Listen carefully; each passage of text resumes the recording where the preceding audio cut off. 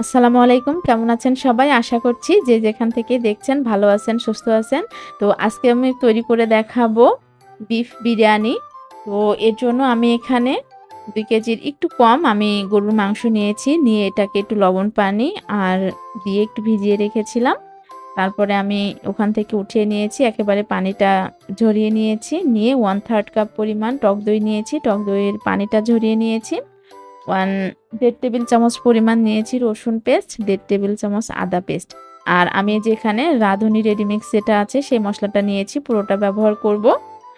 আর এখানে ব্যবহার করব পেঁয়াজ বেরেস্তা। তো বেরেস্তাটা আপনারা ইনস্ট্যান্ট করে দিতে পারেন। তো আমি যেহেতু করে রাখি, ফ্রিজে সংরক্ষণ করে রাখি, এজন্য আমি এখানে মুঠো ভরে ২ মুঠো দিয়ে দিলাম পেঁয়াজ বেরেস্তা। আর পরবর্তীতে এড করব পেঁয়াজ বাটা যেটা আছে সেটা 1/4 কাপ পরিমাণ ব্যবহার করব। আর এ পর্যায়ে আমি এই মসলার সঙ্গে মাংসটাকে ভালো করে মাখিয়ে নিব। আর স্বাদমতো দিয়ে দিলাম লবণ। এখানে আর কোনো মসলা ব্যবহার করব না। এরপর আমি এখানে দিয়ে দিব আপনার সয়া সস দিব ১ চা চামচ পরিমাণ। আর টমেটো কেচাপ দিব ১ টেবিল চামচ পরিমাণ। আপনারা চাইলে টমেটো কেচাপ যদি না দেন সেক্ষেত্রে টমেটো, পেঁয়াজ এগুলো একসঙ্গে পেস্ট করে এখানে ব্যবহার করতে পারেন।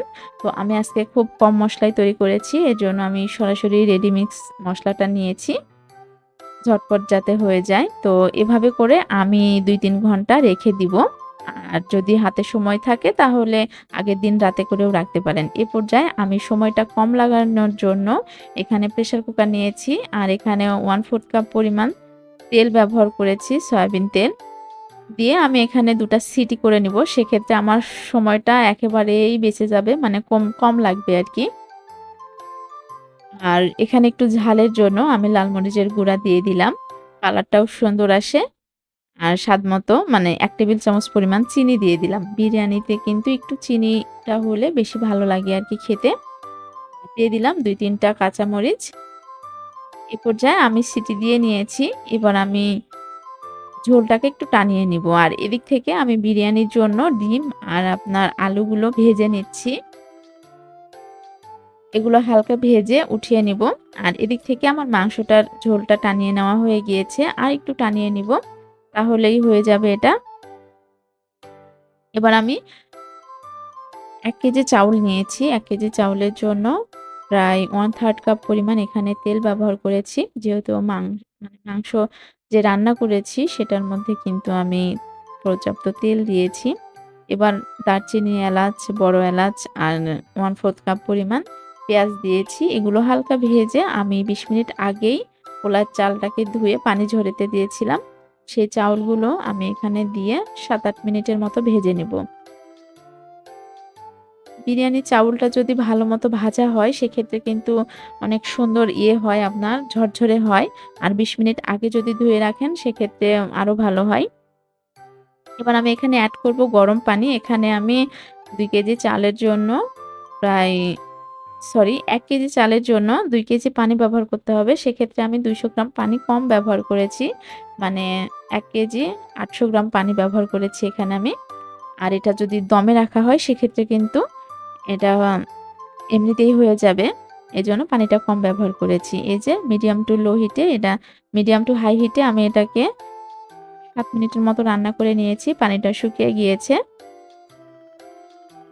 এবার আমি নামিয়ে আমি যে মাংস রান্না করে নিয়েছি এগুলো দিয়ে আমি একটু দমে বসিয়ে দিব। এই যে আমি হচ্ছে দমে বসানোর জন্য আমি চাউলগুলো মানে ভাতগুলোকে একটু নামিয়ে নিয়েছি। নিয়ে আমি নিচে ১ম এই দিয়ে দিচ্ছি মাংসগুলো। মাংসগুলো দেওয়ার পর আমি এখানে ভাতটা এড করব। মানে যে পোলার চালটা দিয়ে রান্না করে রেখেছিলাম পোলাও সেটা আমি এখানে এড করে দিব।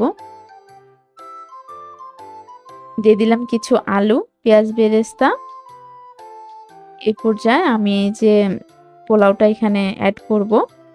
এই যে ১ম লেয়ার হয়ে গিয়েছে। আমি পরবর্তীতে যতটুকু মাংস ছিল সেগুলো দিয়ে দিয়েছি। আর এখানে কিছু কাঁচামরিচ, আলু বোখরা, আপনার ১ টেবিল চামচ গুঁড়ো দুধ, ১ টেবিল চামচ ঘি, পেঁয়াজ বেরেস্তা এগুলো দিয়ে আমি এখানে আবারও পোলাওটা দিয়ে দিব উপর দিয়ে।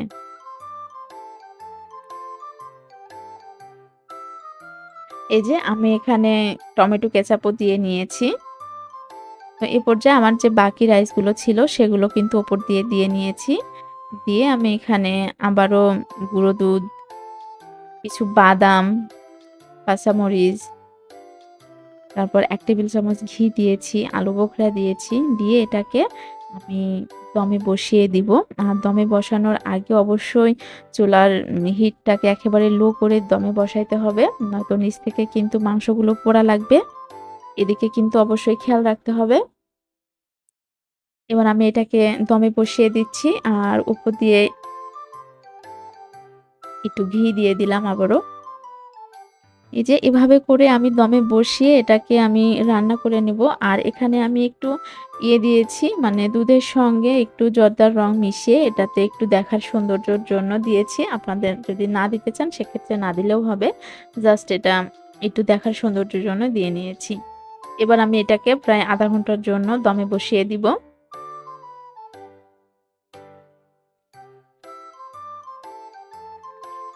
০.৫ ঘন্টা পরে ফিরে আসছি, দেখুন।